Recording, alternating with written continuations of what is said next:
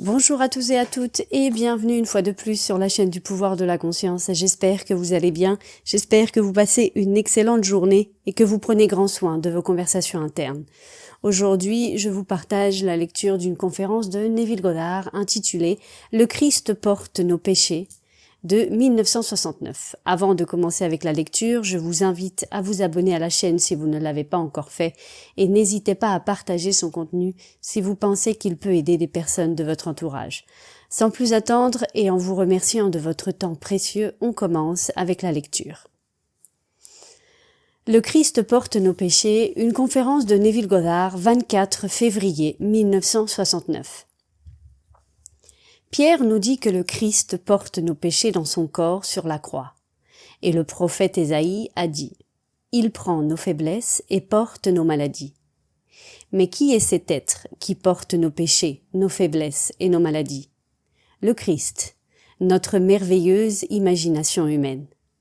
Quand vous souffrez ou traversez une profonde douleur, c'est votre imagination qui en fait l'expérience. Si un ami vous dit qu'il ne se sent pas bien ou qu'il souffre beaucoup, et que vous lui dites que son imagination, appelée le Christ, est à l'origine de sa souffrance, il ne vous croira pas, car il conçoit le Christ comme quelqu'un distinct de lui-même. Mais le Christ est l'imagination humaine, et tant que l'homme ne découvre pas cela par lui-même, la Bible n'aura aucun sens pour lui. Il est dit: au commencement était la parole, et la parole était avec Dieu, et la parole était Dieu. La parole s'est faite chair et habite en nous. Cette parole est votre « je suis ».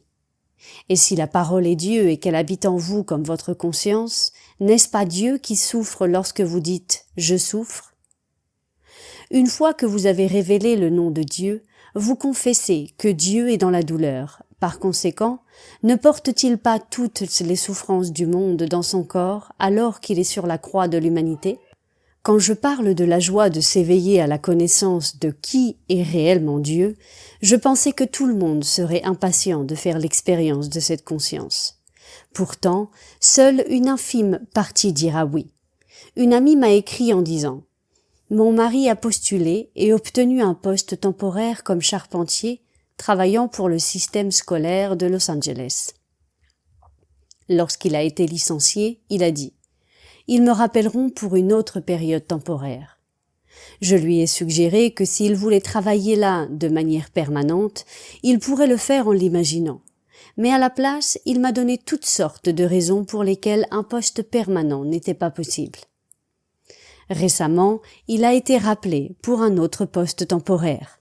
Quand je lui ai rappelé ce qu'il avait imaginé il y a 6 mois, il n'a pas voulu reconnaître la récolte de la graine qu'il avait plantée, et il s'est mis très en colère.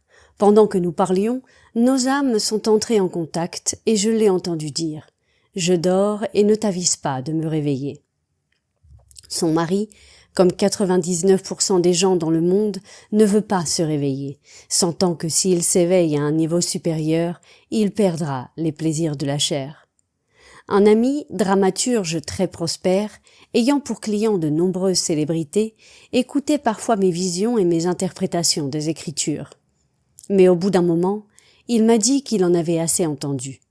Il ne voulait pas dépasser le stade de la curiosité pour s'intéresser et désirer le monde spirituel, car il avait peur de perdre son contact physique avec la vie. Il ne s'intéressait qu'au plaisir sexuel.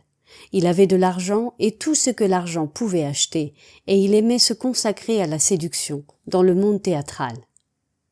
Il est mort il y a quelques années et a été restitué à un corps semblable à celui qu'il avait ici, mais jeune, plein de vigueur, désireux de continuer sa vie sexuelle.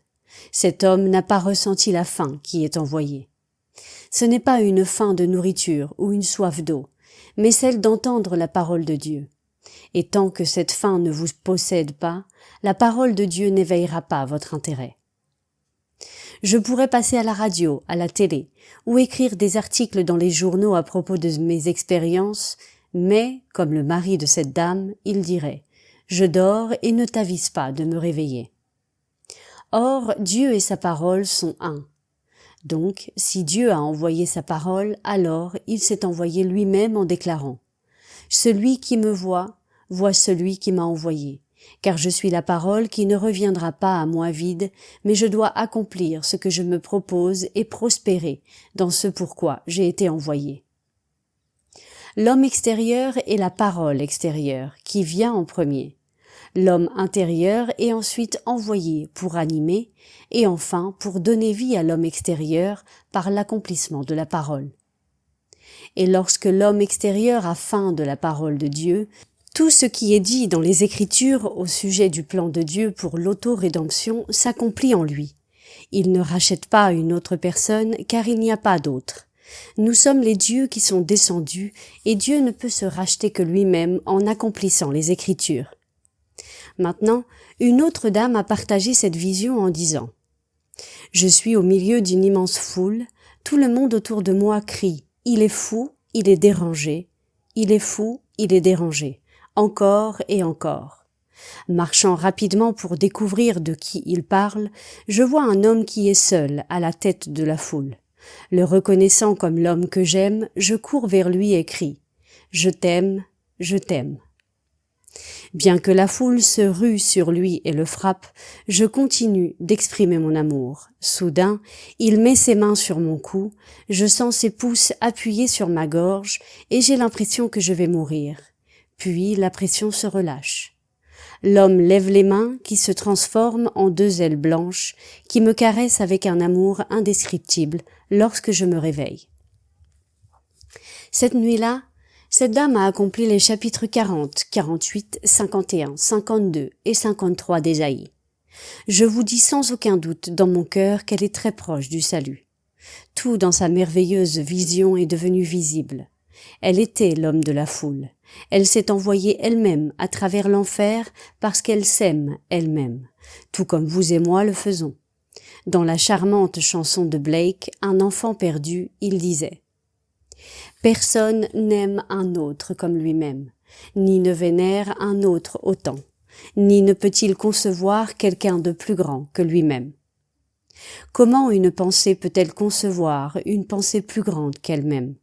Comment pouvez-vous aimer un autre plus que vous-même ? C'est impossible car il n'y a pas d'autre.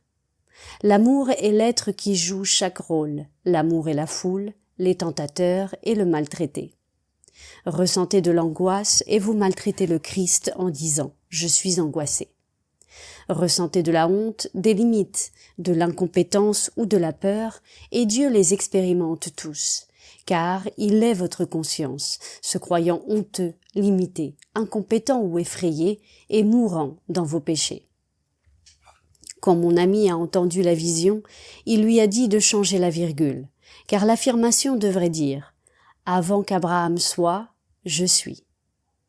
Ici encore, nous découvrons que, à moins que vous ne croyiez que votre « je suis » est celui que vous avez adoré à l'extérieur, vous mourrez dans vos péchés. Car votre « je suis » était avant Abraham. C'est le Christ qui porte toutes vos afflictions, vos peines et vos maladies. Il n'y a aucun récit d'un homme qui ait pris sur lui une maladie mortelle, tandis que celui dont il l'a prise aurait été libéré. L'implication est là, car en portant nos afflictions et nos faiblesses, Dieu a le pouvoir de libérer l'homme. Mais le Christ n'est pas quelqu'un d'extérieur à vous-même. Le Christ universel est une diffusion d'une individualité. Vous dites « je suis », je dis « je suis ». Nous sommes le même « je suis », qui est Christ, qui est Dieu, qui est Jéhovah, car il n'y a rien d'autre que « je suis ». Le Christ, qui est votre propre moi, porte toutes vos afflictions, vos faiblesses et vos péchés. Mais cela est difficile à comprendre pour l'homme. Il y a plusieurs années, j'ai donné une série de 19 conférences à San Francisco, auxquelles ont assisté une dame et son fils avocat. À la fin de la série, la dame a questionné son fils en lui demandant « Crois-tu, Neville ?» Et répondant avec son esprit rationnel, il a dit « Il semble sincère.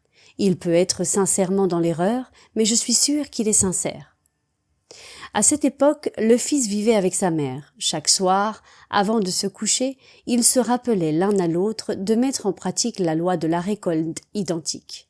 Quand je suis retournée à San Francisco l'année suivante, j'ai appris que cet homme avait formé une organisation qui était en train de construire la plus grande et la plus moderne coopérative de la région de la baie, appelée Comstock. Ce projet a été suivi par la construction de la péninsule et maintenant, cet homme possède des millions. Autant la mère comme le fils ont utilisé la loi pour atteindre chacun leur objectif. Cependant, elle a admis qu'elle ne comprenait pas ce que je voulais dire lorsque j'ai mentionné que le Christ souffre pour elle. Bien qu'elle ait pu me dire « j'ai mal aux dents », elle ne parvenait pas à saisir le fait qu'elle est son imagination et par conséquent la cause de son mal de dents ainsi que de la merveilleuse coopérative. Si vous souffrez, Christ souffre, car son nom est « Je suis » et il n'y a pas d'autre Christ. Dieu s'est effectivement fait chair et habite en vous. Une fois que vous vous rendez compte de cela, vous ne vous tournerez plus jamais vers un autre. Cet homme a fait fortune, mais il ne comprend pas comment tout cela est arrivé, car la fin n'est pas en lui. Bien que ce ne soit pas nécessaire, il n'est pas prêt à renoncer à ses immenses possessions terrestres pour vivre les expériences qui mèneraient à la régénération. Vous ne tuez pas le désir. Vous ne vous êtes pas castré, vous êtes simplement au-delà de l'organisation du sexe et votre désir pour les choses terrestres cesse d'exister. 99% des gens ici désirent les plaisirs mondains, alors que je parle d'un plaisir qui transcende ce monde, un monde de réalité et de créativité. Mais tant que cette fin n'arrivera pas, vous continuerez à désirer des choses qui meurent dans ce monde. Maintenant, une autre dame a partagé cette expérience en me disant « Dans ma vision, je savais que tu étais mort, mais tu étais revenu donner des conférences et enseigner comme d'habitude. Tu portais le visage de mon père terrestre, mais je savais que la structure osseuse était la tienne. Tout le monde t'appelait le père, mais ne connaissant pas mon père terrestre, il ne pouvait voir que ton visage. Lorsque je me suis réveillée, je savais que le visage que je touchais en surface serait celui de mon père terrestre, mais que sa structure serait celle du Père. Il n'y a qu'un seul Père. C'est lui qui porte chaque masque. Dans cette merveilleuse expérience, elle a vu son Père terrestre, portant la structure du Père, car le Père est un être protéiforme qui assume chaque visage. Elle a vu le fondement, la structure osseuse de l'homme racontant l'histoire de son salut, portant le visage de son Père terrestre. On nous dit que lorsque Dieu a pris sur lui les péchés du monde, il était un homme de douleur, méprisé et rejeté par les hommes. Il n'y a aucune description de l'homme en qui Dieu s'est réveillé, car ce n'est jamais un bel homme sculptural à l'extérieur, mais une personne parfaitement normale. Cette dame a dit qu'elle était très passionnée par le livre de Jean, car il semble être le plus apprécié que tout autre livre de la Bible. Je suis d'accord avec cela. Elle a senti que la réponse à l'expérience dont je viens de parler lui viendrait du chapitre 10 de Jean. Dans ce chapitre, le Christ est qualifié comme possédé par un démon, et on se demande pourquoi on l'écoute. Vous, ma chère, vous êtes cette figure centrale, et vous êtes aussi la foule qui vous crie dessus, et vous niez l'existence du Christ en vous, car il n'y en a pas d'autre. Il n'y a que Dieu. Vous pouvez mettre Dieu à l'épreuve, et s'il se manifeste dans cette épreuve, alors vous saurez que Dieu est votre propre merveilleuse imagination humaine. Si vous voulez la joie du mariage, une histoire d'amour ou une romance, vous pouvez mettre Dieu à l'épreuve, en assumant que celui ou celle que vous désirez est avec vous maintenant. Et dans la mesure où vous persistez dans cette supposition, elle sera la vôtre pour l'expérimenter. Ne vous inquiétez pas du comment ou du quand cela arrivera. Persistez simplement dans l'assomption que c'est déjà arrivé. Et lorsque vous le ferez, vous saurez qui est Dieu. Ce matin, ma femme s'est réveillée trop tôt pour se lever. Alors, elle a pensé à ce qu'elle désirait le plus. Et c'était que son mari et sa fille soient parfaitement heureux. En réfléchissant à ce qu'elle pouvait faire pour y parvenir, elle s'est rendue compte que c'était quelque chose qu'ils devaient décider eux-mêmes. Puis, elle s'est rendormie en habitant leur bonheur, et voici son rêve. Me voyant allongée sur un canapé, elle m'entendit dire « Je ne me sens pas à l'aise ici ». Et elle répondit « Je sais, tu n'aimes pas dormir au rez-de-chaussée, mais tu pourrais être élevée et dormir en haut. » Et alors le rêve a changé.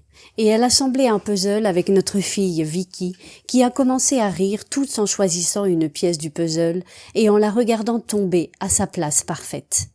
En regardant Vicky, elle s'est dit « Je ne l'ai jamais vue aussi belle et si parfaitement heureuse ». Puis elle s'est réveillée.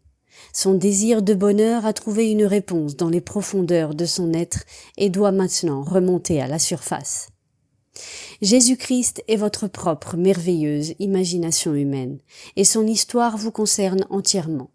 Racontée à la troisième personne, elle est écrite comme si un autre souffrait à votre place. Cependant, vous savez que c'est vous qui souffrez. Je vous dis que, à moins que vous ne croyiez que votre conscience d'être est Dieu, vous continuerez à manquer la cible et donc à demeurer dans le péché. Je suis est la clé des Écritures. Appelé Jésus-Christ dans le Nouveau Testament, le nom de Dieu le Père est révélé dans l'Ancien Testament comme je suis. Ayant pénétré le monde pour accomplir la parole, vous ne pouvez pas revenir à vide, mais vous devez accomplir ce que vous vous êtes proposé et prospérer dans ce pourquoi vous vous êtes envoyé vous-même. Après avoir inspiré les prophètes à raconter votre histoire, vous êtes venus non seulement pour accomplir leurs prophéties, mais pour partager vos expériences et encourager les autres. L'Ancien Testament est un projet prophétique que vous réaliserez, car vous êtes le Jéhovah de l'Ancien Testament et le Jésus-Christ du Nouveau. Vous pouvez accepter cette vérité ou la rejeter, mais ce que je vous dis est vrai. Le Christ n'est pas un petit homme, mais l'individualité universellement diffusée de ce que nous sommes. Ainsi, lorsqu'un individu s'éveille et qu'un second le suit, un troisième s'éveillera, et finalement tous les individus universellement diffusés s'éveilleront dans ce corps glorieux, appelé le royaume des cieux. Ayant pénétré et vaincu le monde de la mort, nous serons victorieux face à notre défi. Les scientifiques nous disent que l'univers se désintègre et qu'un jour il prendra fin. Je ne vais pas contester cela. Mais je sais que l'imagination est venue dans ce monde de mort pour le vaincre. Je sais aussi que rien ne meurt, car nous sommes l'imagination immortelle, qui s'est vêtue de ces habits de chair qui meurent. Mais nous, son esprit donneur de vie, ne pouvons pas mourir. Je ne peux obliger personne à désirer mes expériences. Ma famille à la Barbade vit dans le confort et sait qu'elle gagne beaucoup plus que moi. Ils jugent un homme parce qu'il possède dans ce monde et ne s'intéressent pas à ce qu'il est. Ils ne comprennent pas pourquoi un homme de mon âge continue de faire ce que je fais, alors qu'il pourrait aller à la Barbade et vivre merveilleusement bien, tout frais payés par l'entreprise. Et je ne peux les convaincre de m'écouter, car ils n'ont pas faim. Jusqu'à ce que la faim d'entendre la parole de Dieu vous possède, vous continuerez à être possédés par le monde. Vous pourriez devenir le pape, mais cela ne signifie pas que vous avez faim de la parole de Dieu. Cela pourrait signifier que vous avez faim du pouvoir qu'offre la charge du pape, la faim d'être reconnu et loué. Mais lorsque la faim d'expérimenter la parole de Dieu vous possédera, vous saurez que vous, la parole, vous vous êtes envoyé vous-même. Alors vous comprendrez ces paroles. Celui qui me voit celui qui m'a envoyé, car vous accomplirez la parole de Dieu. Il doit y avoir 2 témoins, un externe et un interne. Le témoin externe, ce sont les Écritures, et vous, ayant l'expérience spirituelle, vous êtes le témoin interne.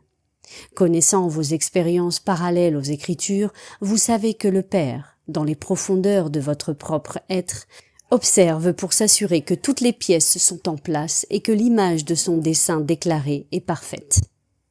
Ayant prophétisé ce qui doit arriver, Dieu l'accomplira. Et vous, l'image du Dieu invisible, vous irradierez sa gloire et deviendrez l'image exprimée de sa personne. Alors vous serez utilisés comme la structure osseuse sur laquelle chaque visage sera placé pour révéler à celui qui en fait l'expérience la signification d'être Dieu le Père. Dans la vision de mon ami, tout le monde me désignait comme le Père. Son père était un père, mais je suis le Père sur lequel le visage de chaque père est placé. Elle était consciente que j'étais mort et que j'étais revenu, seulement pour raconter l'histoire du plan de salut de Dieu afin de me racheter, car seul Dieu existe dans le monde. Maintenant, entrons dans le silence.